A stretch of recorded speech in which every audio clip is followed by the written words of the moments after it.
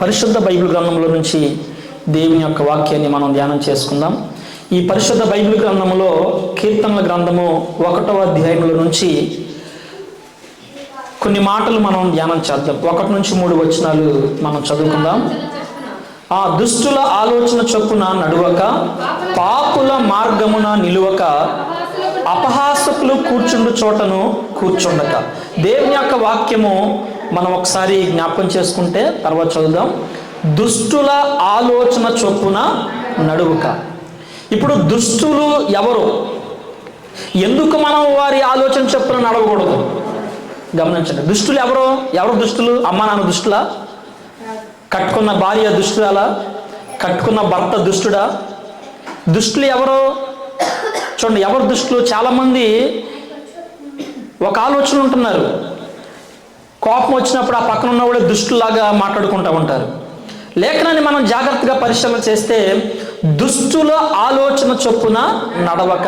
ఎవరైతే భక్తి చేయకుండా, దేవుని అంగీకరించకుండా, లోకానుసారమైన జీవితముతో, పాపపు ఆలోచనలతో ఒక మనిషిని లోకానుసారంగా, శారీరకంగా, మానసికంగా, ఆర్థికంగా వాడుకోవాలని, ఇదిగో దేవుని యొక్క చిత్తంలో నుంచి పక్కకు తీసుకుని వెళ్ళాలని ఎవరైతే ఆలోచన కలిగి ఉంటారో వారే దుష్టులు. ఎవరండి దుష్టులు? పాపపు ఆలోచనలతో, పాపంతో, శాపముతో, వాయా వరుసలు లేకుండా, లోకానుసారముగా దొంగతనాలలో, పాపాలలో, శాపాలలో ఇతరులను మోసగిస్తూ భయంకరమైనటువంటి జీవితాన్ని జీవిస్తున్నటువంటి వారు దుష్టులు. ఇప్పుడు మనము దేవుని బిడ్డలమై ఉన్నాం. మనమంట ఈ దుష్టుల ఆలోచన చొప్పున ఏం చేయకూడదు? మనం నడవకూడదు. హల్లెలూయా చెప్పండి. నీ ఇష్టం వచ్చినట్టు నువ్వు వాక్యం చెప్పుకో, నాకు నచ్చినట్టు నేను జీవిస్తాను, నేను దుష్టులతో నడుస్తాను, వారి ఆలోచన ప్రకారం వెళ్ళిపోతానంటే దేవునికి వందనాలు. హల్లెలూయా. ఎవరన్నా ఆపగలరా వాళ్ళని? ఎవరో ఆపలేరు. లేఖనం తెలియచేస్తూ ఉంది, దుష్టుల ఆలోచన చొప్పున నడవకూడదు. వారు దుష్టులు ఒక ఆలోచన చెప్తారు, మనం ఇటు వెళ్ళిపోదాం, ఈ పని చేసేద్దాం, ఈరోజు ఆదివారం మందిరానికి వెళ్ళాలి, లేదు ఈరోజు లోకానుసారంగా మనం డబ్బులాట ఆడుకుంటా వెళ్ళిపోతాం రమ్మన్నాడు అనుకో, వెళ్ళిపోయారు అనుకో, లేదంటే పేకాటకు వెళ్ళిపోయారు అనుకో, కోడి పందాలకు వెళ్ళిపోయారు అనుకో. దుష్టుడు ఒక ఆలోచన ఇస్తాడు నీకు, ఈరోజు దేవుని మందిరానికి వెళ్ళొద్దు, ఇటు వెళ్ళిపోదాం, ఫంక్షన్ ఉంది, పార్టీ ఉంది. సాతాను ఒక ఆలోచన, దుష్టుడితో నువ్వు సహవాసం చేస్తే వాడు నీ ఆలోచనను ఆత్మీయతలో నుంచి లోకానుసారములోకి తీసుకుని వెళ్ళిపోతూ ఉన్నాడు. ప్రియమైన సంగమా, లేఖనము గద్దించి చెబుతా ఉంది, దుష్టుల ఆలోచన చొప్పున నడువక. తర్వాత చూడండి, పాపుల మార్గమున నిలువక. పాపులు ఎక్కడైతే ఉంటారో వారి మార్గాలలో నీవు నిలవకూడదు. వారి మార్గాల్లో ఉండాల్సిన అవసరత మనకే లేదు. లేఖనము చూడండి, మరి ఏం చేయాలంటే 2వ వచనం చూద్దాం. యెహోవా ధర్మశాస్త్రమునందు ఆనందించు, దివారాత్రము దానిని ధ్యానించువాడు ధన్యుడు. ఈరోజు నా ప్రసంగం ఏంటంటే, నువ్వు ఫలించాలి అంటే, నువ్వు అభివృద్ధి చెందాలి అంటే, ఒక ఉన్నతమైన స్థితిలో నీవు ఉండాలి అంటే నువ్వేం చేయాలో ఈరోజు దేవుడు మనతోటి మాట్లాడుతున్నాడు. ఆమేన్. మనం ఫలించాలి. ప్రతి ఒక్క వ్యక్తి దేవుని యొక్క సన్నిధిలో ఫలించి అభివృద్ధి పొంది విస్తరించే స్థితిలో ఉండాలి అని దేవుని యొక్క ఆశయం ఉన్నది. మరి మనం ఆధ్యాత్మికంగా ఫలిస్తున్నామా? ఆర్థికంగా ఫలిస్తా ఉన్నామా? కుటుంబంలో ఫలభరితమైన జీవితాన్ని మనం జీవిస్తున్నామా? ఇంకా ప్రభు సన్నిధికి వస్తూ ప్రార్థన చేస్తూ ఫలింపు లేని స్థితిలో, ఆశీర్వాదము లేని స్థితిలో, ఇంకా పాపములో, ఇంకా శాపములో, లోకానుసారమైన జీవితంలో మనం జీవిస్తూ ఉంటే మనం ఎలా ఫలించగలం? లేఖనము తెలియచేస్తూ ఉంది, దుష్టుల ఆలోచనలో నువ్వు నడిస్తే, ఆ దుష్టుల యొక్క, ఆ పాపులు నిలిచేటువంటి మార్గంలో నువ్వు నిలబడితే నీకు ఫలింపు రాదు. వస్తుందండి ఫలింపు? ఎన్నటికీ రాదు. ఈరోజు ఫలించినట్లు ఉండొచ్చు, ఇంకా మనం లేఖనాల్లో లోతుకు వెళితే మనకు అనేకమైన విషయాలు అర్థమవుతూ ఉన్నాయి. పరిశుద్ధాత్మ దేవుడు మనతోటి మాట్లాడుతూ ఉన్నాడు. ఈరోజు నువ్వు ఫలించాలి అని దేవుని చిత్తమై ఉన్నది. ఆమేన్. నీవు నేను ఫలించాలి, అభివృద్ధి చెందాలి, దేవునికి మహిమకరంగా ఈ భూమి మీద మనము జీవించాలి అనేది దేవుని యొక్క ప్రణాళిక. లేఖనం తెలియచేస్తున్న 2వ వచనంలో, యెహోవా ధర్మశాస్త్రమునందు ఆనందించుచు, దివారాత్రములు దానిని ధ్యానించువాడు ధన్యుడు. నీవు ధర్మశాస్త్రంలో ఆనందించకుండా వాక్యం చెప్పేటప్పుడు నీవు బలహీన పడిపోతూ, దేవుని యొక్క వాక్యం వల్ల నీకు ఆనందం లేకపోతే దేవుని యొక్క ఆశీర్వాదం నీకు రానిరాదు. దివారాత్రము దానిని మనం ఏం చేయాలంటే దేవుని యొక్క వాక్యాన్ని మనం ధ్యానం చేయాలి. అందుకని అడిగాను, గత 2-3 సందేశాలు నేను ఇచ్చాను ఈ యొక్క న్యూ ఇయర్లో. ఎంతమంది గుర్తుంది? చేయి పైకెత్తని గుర్తున్న వాళ్ళు. ఓకే, దేవుని స్తోత్రం. వాటిలో ఏదైనా ఒక అంశం చెప్పండి. స్తోత్రం, హల్లెలూయా. వెలుగు గురించి మాట్లాడుకున్నాం. ఇంకా యెహోవా యందు ఎక్కడ వాక్యం ఎక్కడ ఉంది? పాస్టర్ గారు రాగాలి, వేరే కూడా చెప్పాలి. ఎక్కడ ఉంది ఆ వాక్యం? కీర్తన గ్రంథంలో ఎక్కడి నుంచి మాట్లాడుకున్నాం? కీర్తన గ్రంథంలో ఎక్కడ? చెప్పండి, తప్పైనా పర్వాలా. కీర్తన గ్రంథంలో ఎక్కడి నుంచి మాట్లాడుకున్నాం? యెహోవా యందు భయభక్తుల గురించి 30. మా అమ్మ చెప్పింది. చప్పలు కొట్టండి ఒకసారి. అదే ఎవరో సౌజన్య చెప్పింది. ఓకే, దేవుని స్తోత్రం. అందరూ దేవుని నామానికి మహిమపడతాం. హల్లెలూయా. 34వ కీర్తనలో నుంచి మనం లేఖనం ధ్యానం చేసుకున్నాం. తదుపరి సిద్ధపాటు గురించి మనం నేర్చుకున్నాం. దేని గురించి నేర్చుకున్నాం? సిద్ధపాటు. ఆధ్యాత్మికమైనటువంటి సిద్ధపాటు గురించి మనము దేవుని వాక్యం నేర్చుకున్నాం. దేవుని యందు భయభక్తులు కలిగిన విధానం గురించి మనం నేర్చుకున్నాం.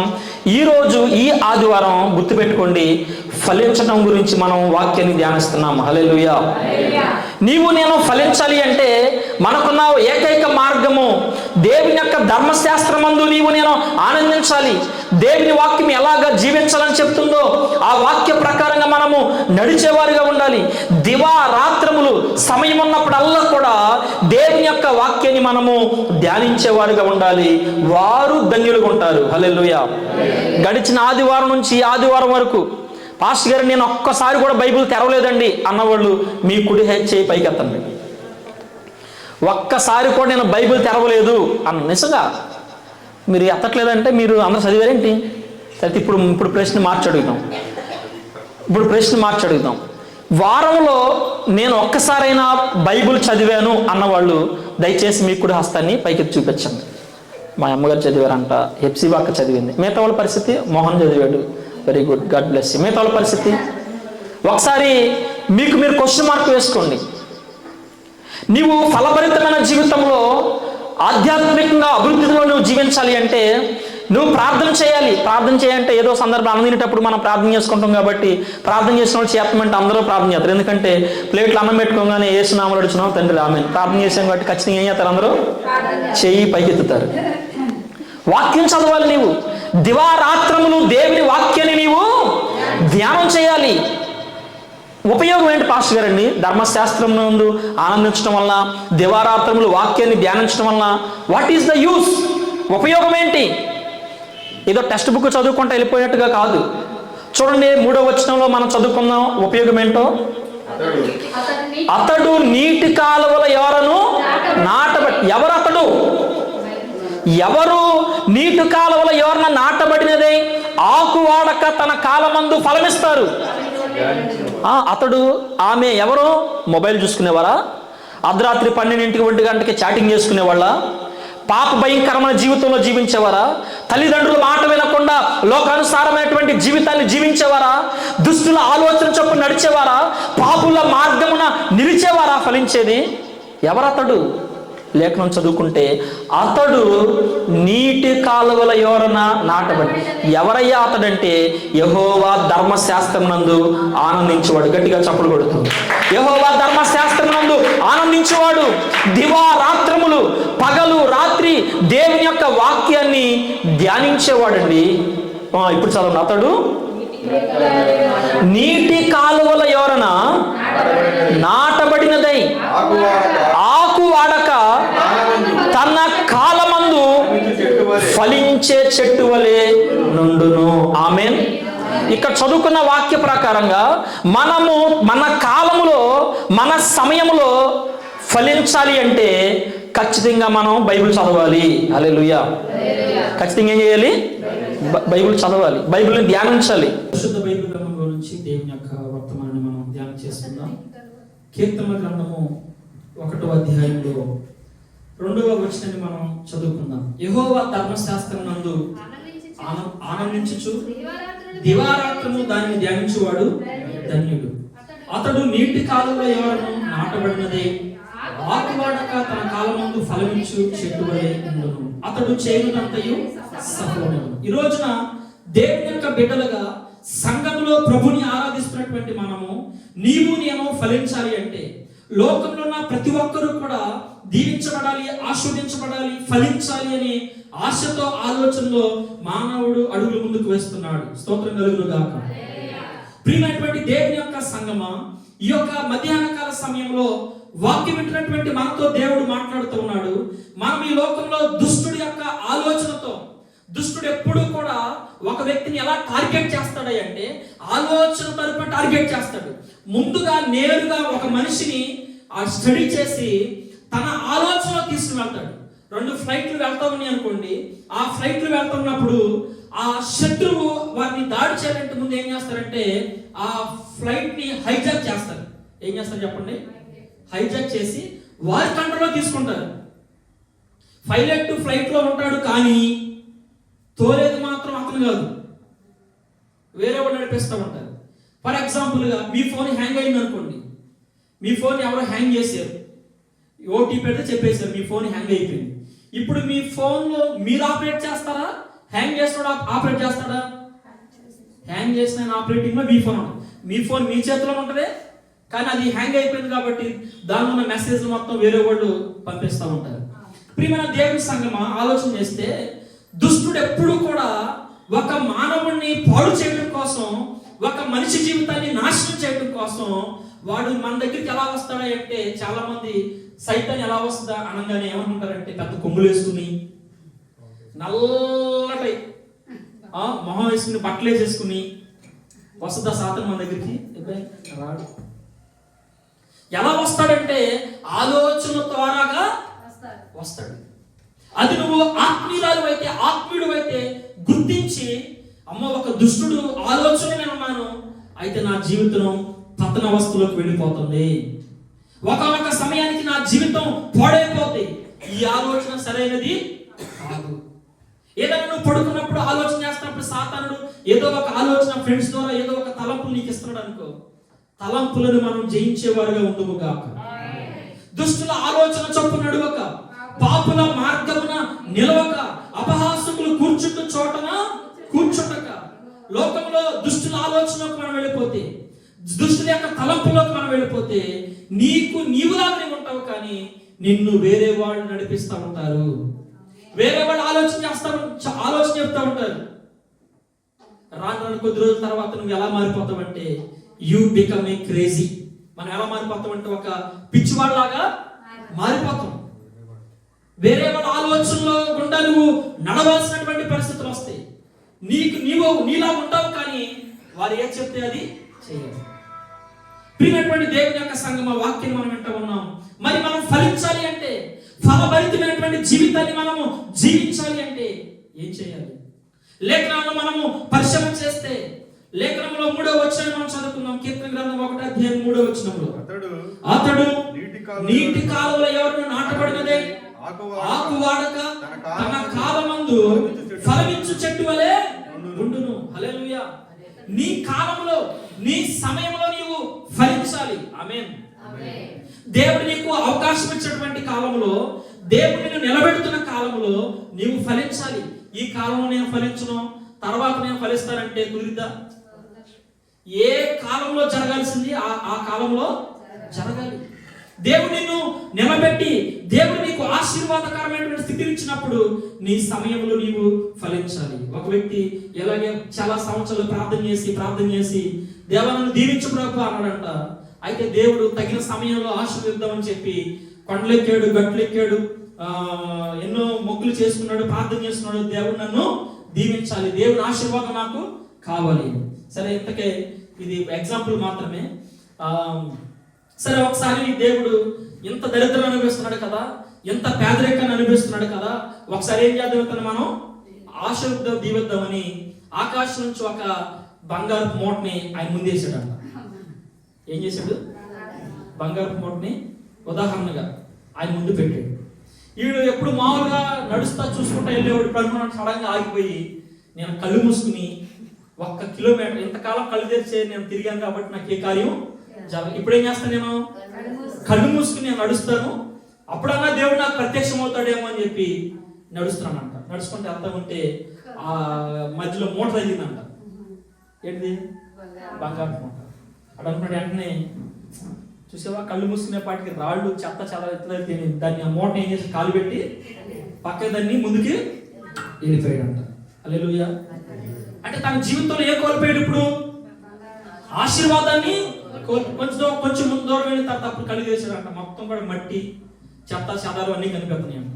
ఇక అటువంటి పర్సన్ ఎవరైనా దీవించగలుగుతారా చెప్పండి? ఆ సెకండ్ లో ఆ కళ్ళు మూసుకోలేటువంటి ఆలోచన అతను చెప్పింది ఎవరో? సాతానుడు. నువ్వెప్పుడు ఫలించడం సాతానుడికి ఇష్టం ఉండదు. హల్లెలూయా. ఒక కుటుంబం సంతోషంగా ఆనందంగా ఉండటం సాతానికి ఎప్పుడు ఇష్టం ఉండదు.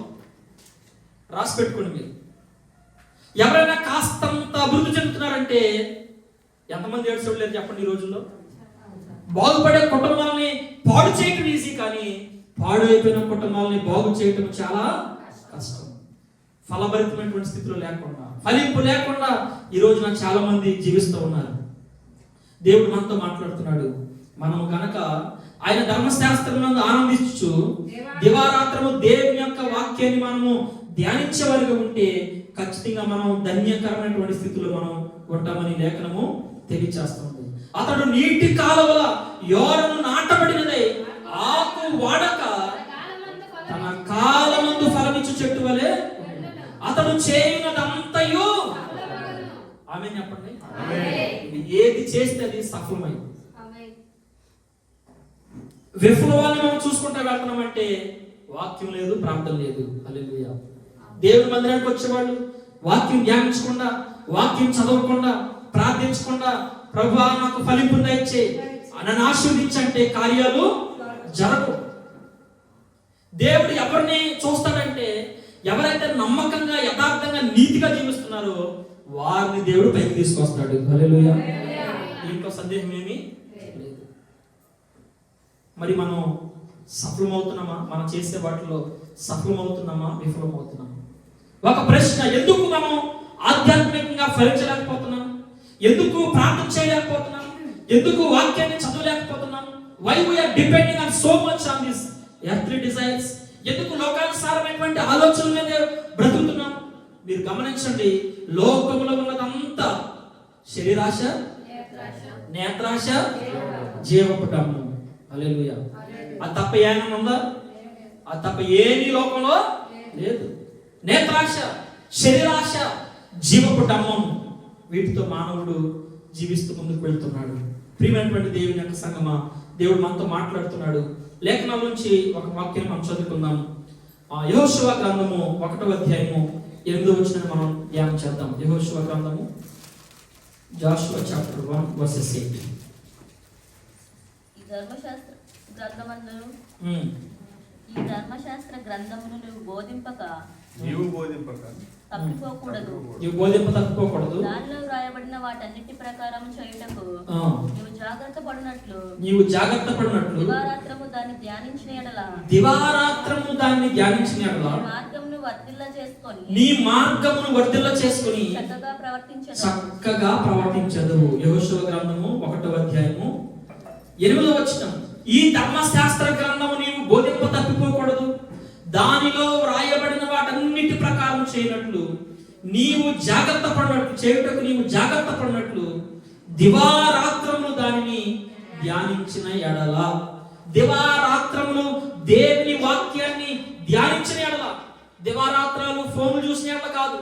దివారాత్రులు పగలో రాత్రి టీవీ చూస్తున్న వల్ల కాదండి. పగలో రాత్రి చెడు ఆలోచనలు, చెడు తలంపుల్లో బ్రతికితే మనము ఫలించలేము. దేవుడు యెహోషువతో మాట్లాడుతున్నాడు. యెహోషువ, నీవు దీవించబడాలి అంటే నీవు బ్రతుకు దినములన్నిట ఏ మనుషుడు నీ ఎదుట నిలవలేక ఉన్నట్లు, నేను మోషేకు తోడై ఉన్నట్లు నీకును తోడైందునని దేవుడు వాగ్దానం చేస్తూ ఉన్నాడు. 6వ వచనం అన్నాడు కదా, 1వ అధ్యాయం 6వ వచనంలో, నిన్ను విడువను, నిన్ను ఎడబాయను, నిర్భరము కలిగి ధైర్యముగా ఉండుము, వారికి ఇచ్చేదని నేను వారి పితరులతో ప్రమాణం చేసి దేశమును నిశ్చయముగా నీవు ఈ ప్రజల స్వాధీనము చేసేది. ఒక ఫలభరితమైనటువంటి జీవితం జీవించడానికి యెహోషువ దీవించబడాలి అని, ఇశ్రాయేలు ప్రజలు ఫలించాలి అని దేవుని ఆశయం లక్ష్యమేమని? దేవుని యొక్క బిడ్డలు కరువులో ఉండాలని, కష్టాల్లో ఉండాలని, బాధల్లో ఉండాలని, శ్రమలో ఉండాలని కోరుకునే దేవుడు కాదు మనం ఆరాధిస్తున్న దేవుడు. హల్లెలూయా. నువ్వు ఏ పరిస్థితుల్లో ఉన్నా, ఎంత పేదరికంలో ఉన్నా, ఎంత పాపంలో జీవిస్తూ ఉన్నా, నువ్వు రక్షించబడాలి అని, ఒక ఉన్నతమైన స్థితిలో ఉండాలి అని దేవుని యొక్క ఆశ. నిన్ను నన్ను ధనవంతుడిగా చేయడానికి ఇదిగో ఆ పరలోకపు తండ్రి మన కొరకు దీన దరిద్రుడిగా ఈ లోకంలో జీవించాడు. ఎందుకో తెలుసా? ఇంకా మనం ఆ దరిద్రతలో బ్రతకాలని కాదు, ఆయన మన రోగాన్ని భరించాడు, మన పాపాన్ని భరించాడు, మన శాపాలు ఆయన మీద వేసుకుని నిన్ను నన్ను నీకు నాకు రక్షణ భాగ్యం ఇచ్చాడు. హల్లెలూయా. నీవు నేను ఫలించాలని ఆశపడుతున్నాడు దేవుడు. ఈ రోజు నువ్వు ఫలించాలి అంటే మనం ఏం చేయాలి? ఎలా ఫలిస్తాం? మందిరాలు మారితే ఫలించబడతామా? సేవకులు 100 మంది సేవకులు చేతుల మీద వారి చేతులు మన తల మీద వేసి ఉంటే మనం ఆశీర్వదించబడతామా? నువ్వు ఫలించాలి అంటే బైబిల్ ఏం చెప్తుంది? దేవుడు ఏం చెప్తున్నాడు మనం ఫలించాలి అంటే? అదే దేవుడు ఇప్పుడు కీర్తన గ్రంథము 1వ అధ్యాయంలో మాట్లాడినటువంటి ఆ వాక్యము యెహోషువ 1వ అధ్యాయము 8వ వచనంలోకి వచ్చినప్పుడు అదే దేవుడు మాట్లాడుతున్నాడు.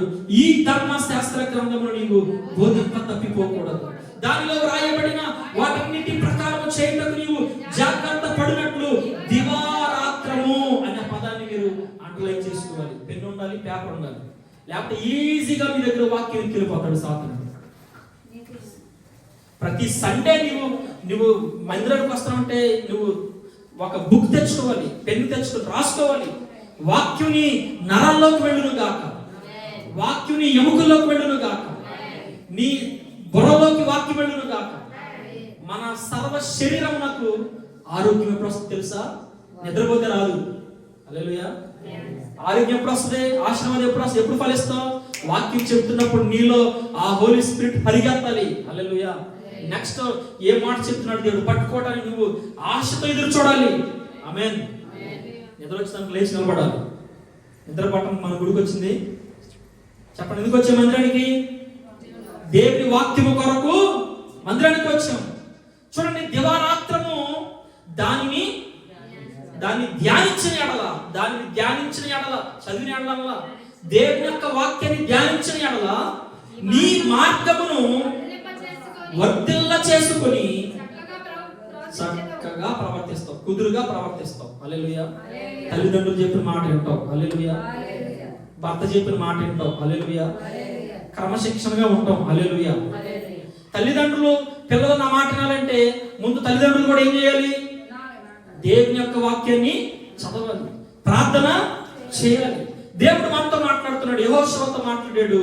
ఆ దివారాత్రం దాన్ని ధ్యానించిన నీవు వర్ధిల్ల చేసుకు చక్కగా నేను నీకు ఆజ్ఞాయించున్నాను కదా, నిబ్బరము కలిగి ధైర్యముగా ఉండుము, దిగులు పడకము, జడియకము. నీవు నడుచు మార్గం అంతటిలో నీ దేవుడైన యెహోవా నీకు తోడైయుండును. గట్టిగా చేతుల పైకి హల్లెలూయా చెప్దాం. హల్లెలూయా, హల్లెలూయా. మనం ఫలించాలి అంటే నువ్వు దేవుని యొక్క వాక్యాన్ని చదవాలి. మనం ఎలా ఫలిస్తాం? ఏ విధంగా ఫలిస్తాం? చెప్పేసాం కదా క్లియర్గా.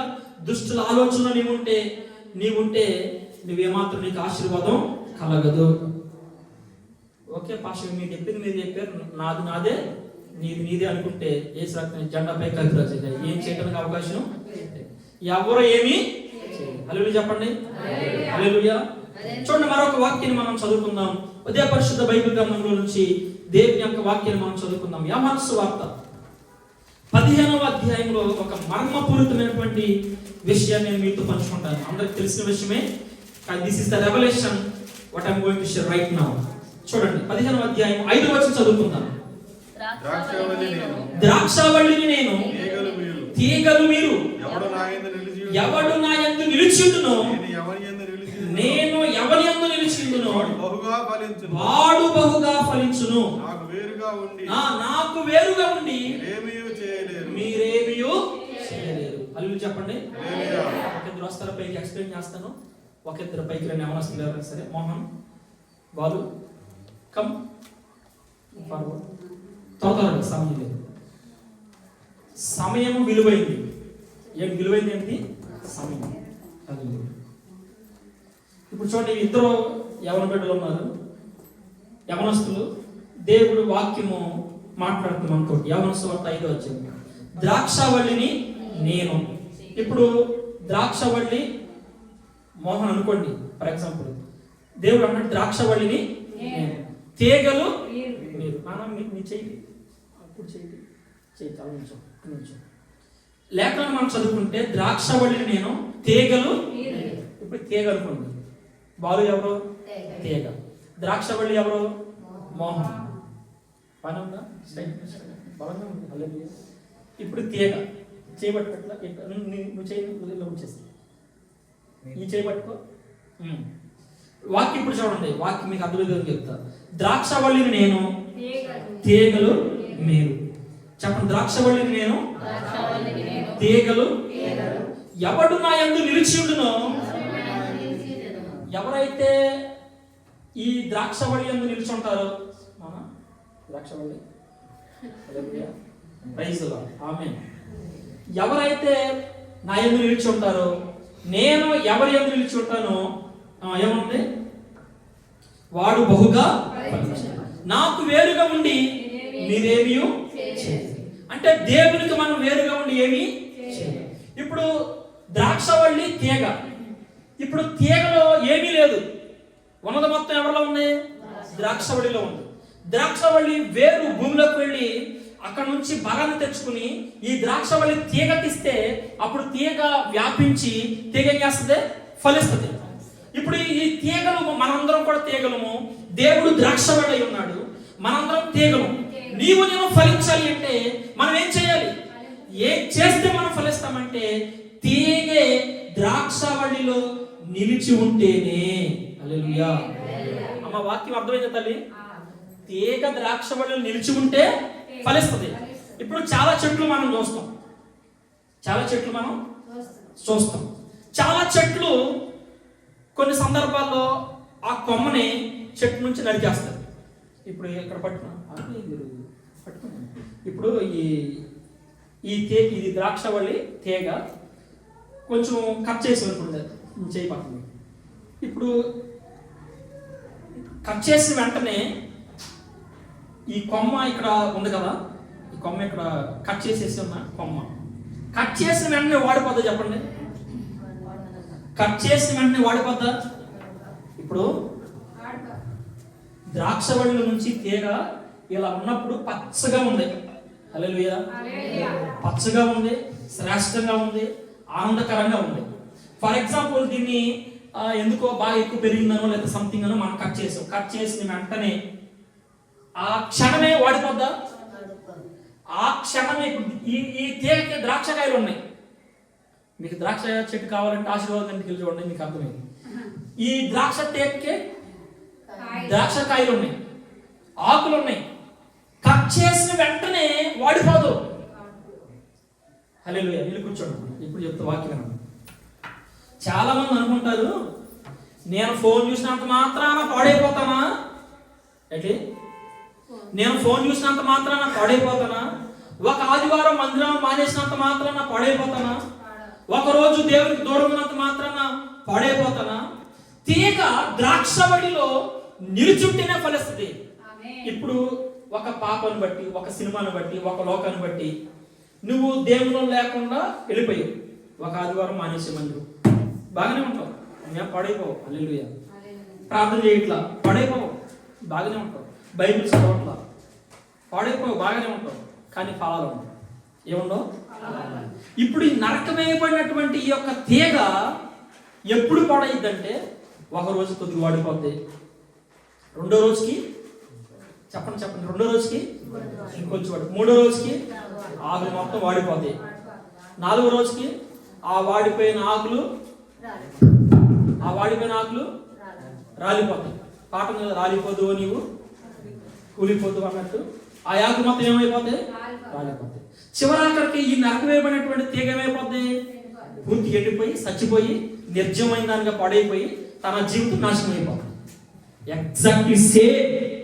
దేవుళ్ళో మనం నిలిచకపోతే మన పరిస్థితి కూడా అదే. లేక ఇప్పుడు చదవండి, ఇప్పుడు మీకు అర్థమైంది. ద్రాక్షవల్లిని నేను, తీగలు మీరు.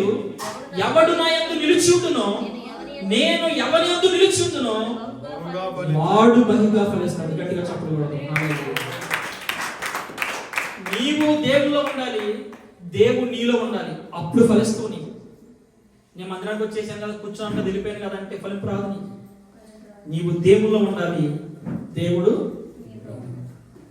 అది కనెక్షన్ గా మారిపోవాలి. హల్లెలూయా.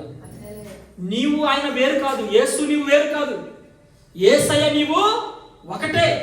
ఆయనలో నీవు ఉన్నావు, నీలో ఆయన ఉన్నాడా? యేసు ప్రభు ఉన్నాడా నీలో? మనలో యేసు ప్రభు ఉన్నాడా? మనం ఫలిస్తున్నామా? ఆయన మనలో ఉంటే ప్రతిరోజు నువ్వు వాక్యం చదువుతావు కదా, వాక్యం చదవకుండా నీవు ఉండలేవు కదా, ప్రార్థన చేయకుండా నీవు ఉండలేవు కదా, లోకానుసారమైన మనస్సు నీవు తీసివేసుకుంటావు కదా. నిజంగా ఈరోజు దేవుడు మనతో మాట్లాడుతున్నాడు.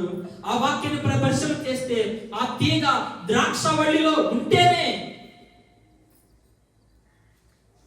వాడు బహుగా ఫలించును.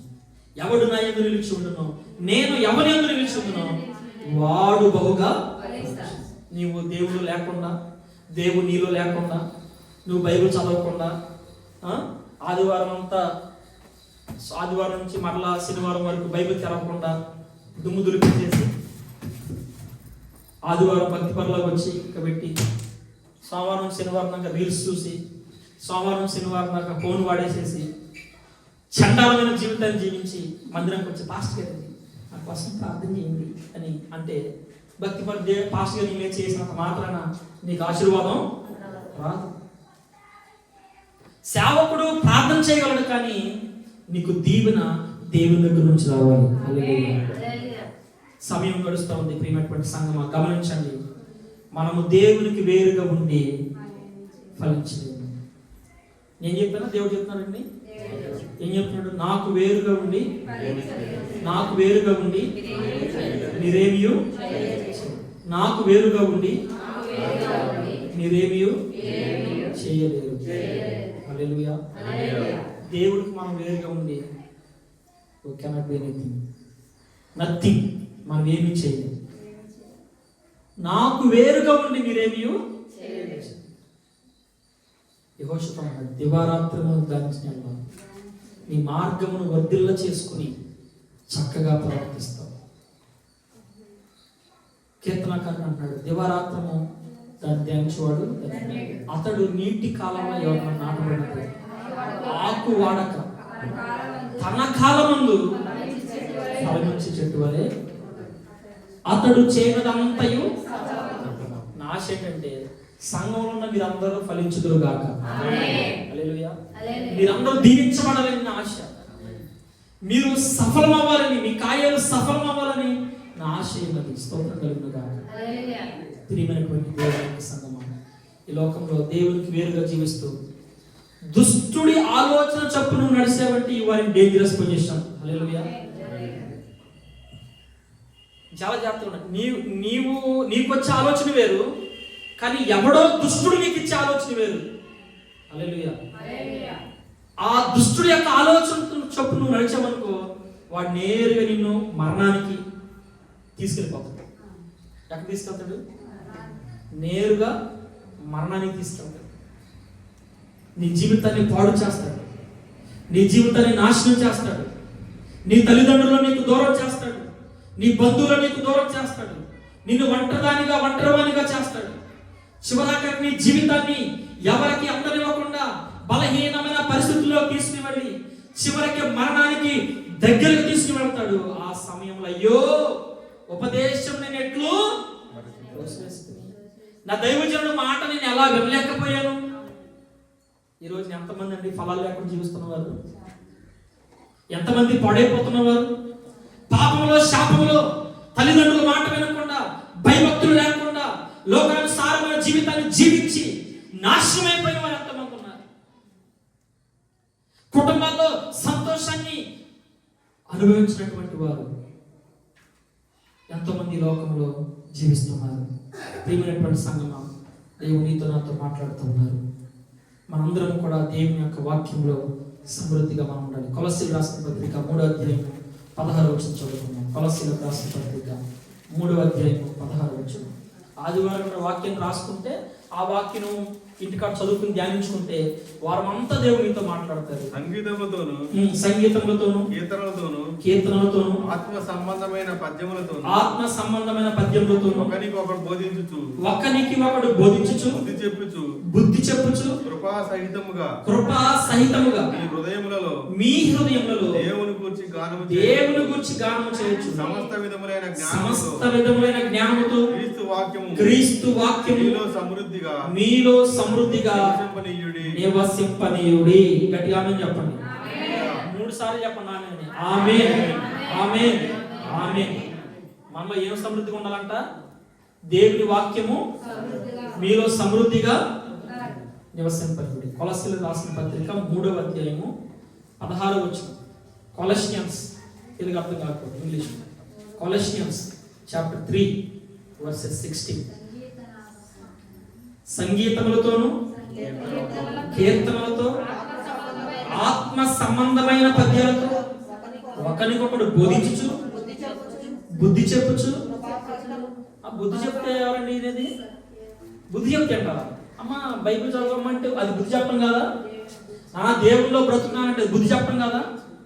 వాక్య ప్రకారం బుద్ధి చెప్తే ఎవరండి ఇది? బుద్ధి లేని వాళ్ళు ఏం చేస్తారు చెప్పండి? బుద్ధి లేని వాళ్ళు ఏం చేస్తారు? సామెత ఉంది కదా, నాయక ఏమి తెలియని వాళ్ళు చూస్తారేంటి? అలా ఉండమంటుంది. బుద్ధి లేని వాళ్ళు ఏం చేస్తారు చెప్పండి? సామెత తెలుసా? బుద్ధి లేని వాళ్ళు ఏం తిన్నారంట? గడ్డి తిన్నారంట. బుద్ధి లేని వాళ్ళు ఏం తిన్నారు? ఒక రాజు గర్వించాడు, వాడితో దేవుడు ఏం తినిపించాడు? గడ్డి తినిపించాడు. బుద్ధి చెప్పుచు. సంఘంలో దేవుడు నీతో మాట్లాడుతున్నప్పుడు, ఆత్మీయ దైవజనుడు మాట్లాడుతున్నప్పుడు, కాపురి మాట్లాడుతున్నప్పుడు చెవి గలవాడు సంఘం ఆత్మ సంఘములతో చెప్పుచున్న మాట చెవి గలవారు విందురుగాక. హల్లెలూయా. దేవుడు మాట్లాడుతున్నాడు మనతో. వాక్యాన్ని మనం చదవాలి, వాక్యాన్ని ధ్యానం చేయాలి, వాక్యము లోతుల్లోకి మనం వెళ్ళాలి. హల్లెలూయా. పైపైన భక్తి చేస్తే ఫలాలు రావు. ఫలాలంటే ఏంటి? భూ సంబంధమైన ఫలాలు అనుకుంటున్నారా? కాదు కాదు కాదు. ఆత్మ సంబంధమైన ఫలాలు మనలోకి వస్తాయి. భూ సంబంధమైన పరిస్థితులన్నీ ఒక 60 ఏళ్ళు, 70 ఏళ్ళు, 80 ఏళ్ళు తర్వాత ఇక్కడ నుంచి వెళ్ళిపోవాలా ఉండాలి? ఇక్కడ పిలిచినప్పుడు ఎక్కడికి వెళ్ళాలి? కేజీ బంగారం కొనుక్కున్నాను ప్రభు అంటే ఊరుకుంటాడు దేవుడు. మొన్న కారు కొన్నా, మొన్న ఇల్లు కట్టుకున్నానంటే రమ్మంటే ఏం చేయాలి? వెళ్ళిపోవాలా కొంటామా? టైం వచ్చినప్పుడు అందరూ 4 దినకి జిందగీ. ఇది ఎన్ని దినాల జిందగీ అంట? 4 దినకి 2 దినకి హే జవానీ. హిందీలో పాట. 4 దినకి జిందగీ హే, 2 दिन का है जवानी, कट जाएगी तेरी 4 दिन की जिंदगी, दुनिया से चला जाएगा. 4 రోజుల జీవితం, 2 రోజులు యవన కాలం. కట్టు జాయి కంటే 4 రోజుల జీవితం కట్ అయిపోతే దునియాసే చలా జాయి. దునియాలో నుంచి మనం ఆపిని తీస్తాం. దునియాలో నుంచి మనం ఏమైపోతాం? స్పీడ్ గుండు. హల్లెలూయా. ఈ 4 రోజుల జీవితం విలువైంది. హల్లెలూయా. 1 గంట ఎందుకు వేస్ట్ చేస్తున్నాం మనం? సమయం ఎంత విలువైందో తెలుసా? ప్రకటన గ్రంథం 1:3 తీయండి. ప్రకటన గ్రంథం అందరూ కూడా సమయం వేస్ట్ చేసేవాళ్ళు, నిద్రపోయేవాళ్ళ గురించి చెప్తుంది ఈ మాట. అన్నం తినేసి గంట నిద్రపోయేవాళ్ళు, పని చేయకుండా, ప్రార్థన చేయకుండా.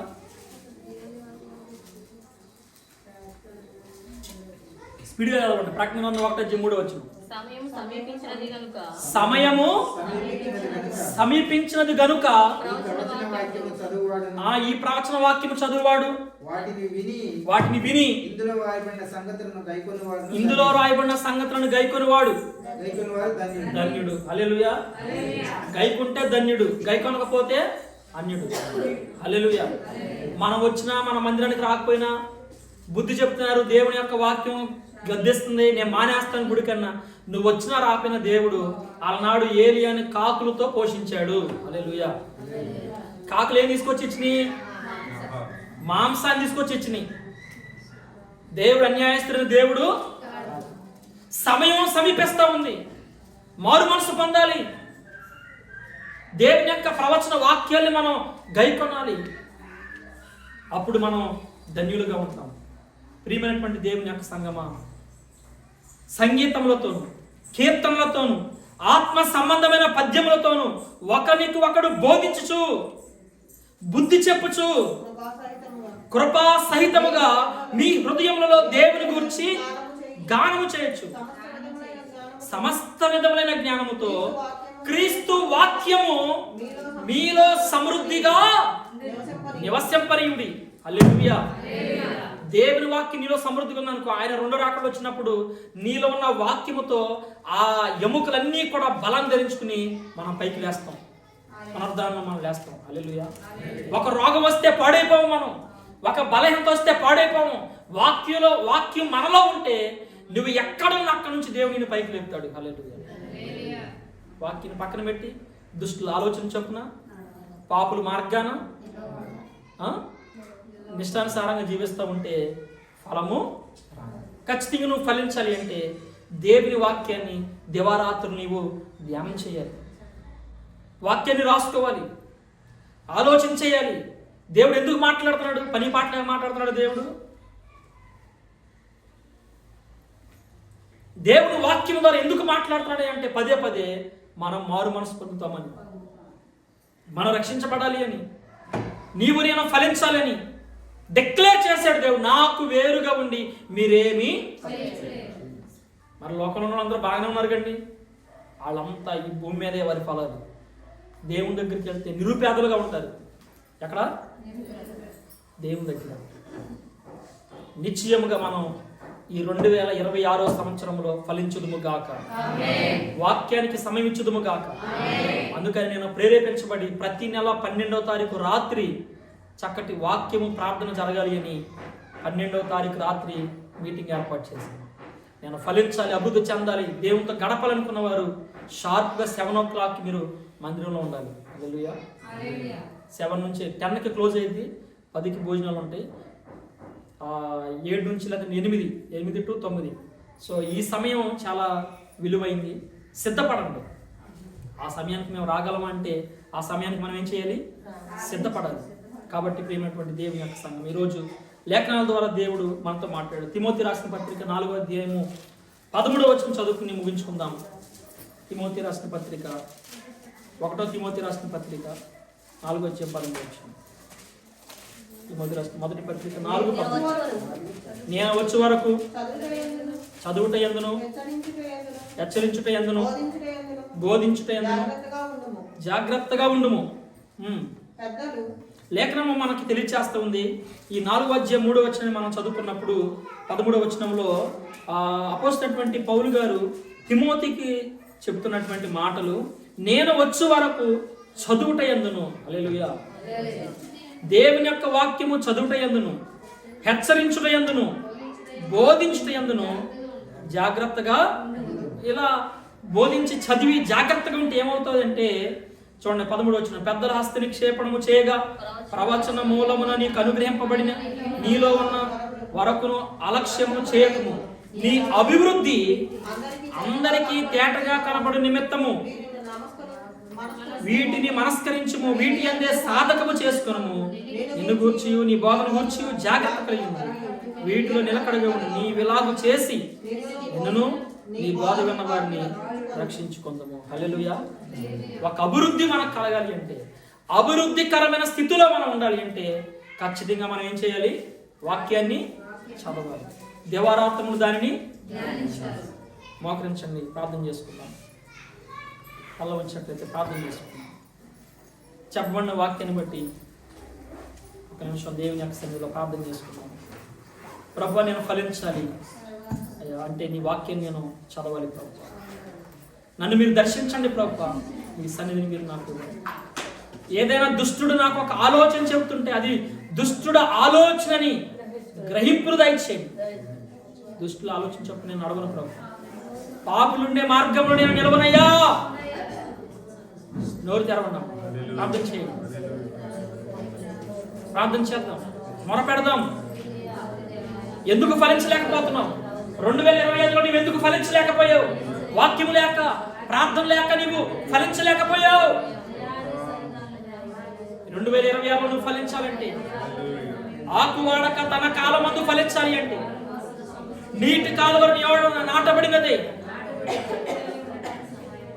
ఆకు వాడక ఈ కాలమందు నువ్వు ఫలించాలి. దేవుని యొక్క సన్నిధిలో ధర్మశాస్త్రం దివారాత్రము దానిని ధ్యానించే కృప. దివారాత్రము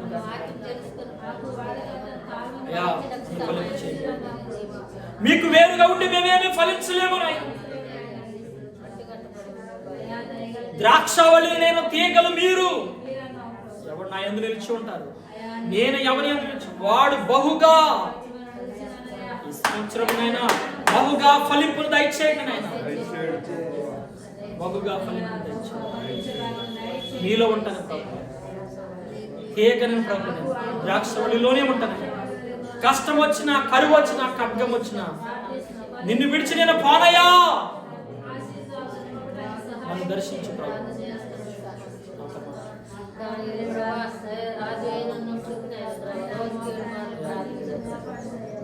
బుద్ధించమని, హెచ్చరించమన్నా. మీ వాక్యము మాలో సమృద్ధిగా ఉండాలయ్యా.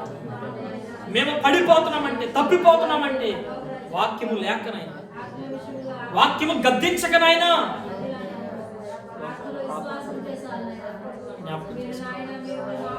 నా జీవితంలో ఉన్న దుష్టుడి ఆలోచన పోవును గాక, దుష్టుడు లయపరచబడును గాక. డిస్ట్రాక్షన్ డివైసెస్ అన్నిటిని ప్రభు బ్లాక్ చేయమని ప్రార్థన చేస్తున్నాను. జ్ఞాపకం చేసుకోండి, నన్ను మార్చండి. అయ్యో పాడైపోతే ఎవరు ఏమి చేయలేదు.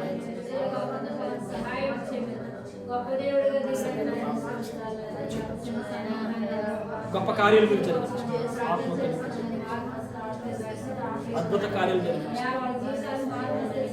ఈ ధర్మశాస్త్ర గ్రంథాన్ని నేను తప్పిపోతాను. నా మార్గమును వర్ధిల్ల చేసుకుని చక్కగా ప్రవర్తించాలి అంటే మీ వాక్యము మా పాదాలకు దీపమునైనా.